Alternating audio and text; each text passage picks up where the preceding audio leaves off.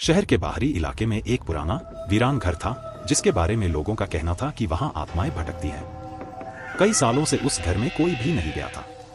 एक रात 4 दोस्त राहुल, सिम्मी, अजय और निशा ने उस घर की सच्चाई जानने का फैसला किया। वे सब अपने कॉलेज की छुट्टियों के दौरान एडवेंचर की तलाश में थे।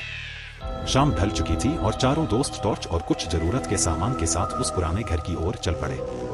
घर के पास पहुंचते ही एक ठंडी हवा का झोंका उनके शरीर में सिहरन पैदा कर गया। दरवाजे की चिरचिराती आवाज ने उनकी धड़कनें तेज कर दी, लेकिन वे अपने साहस को बढ़ाकर अंदर चले गए। अंदर घुसते ही उन्हें ऐसा महसूस हुआ मानो कोई उन्हें देख रहा हो। घर के अंदर की दीवारें धूल और जालों से भरी हुई थी। उन्होंने टॉर्च की रोशनी में घर का निरीक्षण करना शुरू किया।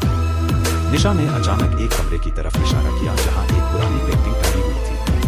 पेंटिंग में एक महिला की तस्वीर थी जिसकी आंखें ऐसा लग रहा था मानो वे उनकी हर हरकत को देख रही थीं। अचानक उन्हें किसी के रोने की आवाज सुनाई दी।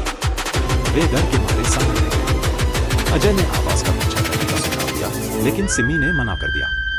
राहुल ने सिम्मी को समझाते हुए कहा कि यह सब उनके दिमाग का वहम है और वे सब मिलकर आवाज का स्रोत जानने चले गए। आवाज में एक पुराने तहखाने की तरफ ले गई। तहखाने का दरवाजा खुलते ही एक जोरदार चीख सुनाई दी और सबके चेहरे पर रंग आ गया। अंदर जाकर देखा तो एक पुराना चूल्हा हिल रहा था, लेकिन वहां कोई नहीं था। तभी अचानक दरवाजा और चारों दोस्त अंधेरे में कैद हो गए। टॉर्च की रोशनी में उन्होंने देखा कि अजीबोगरीब निशान था।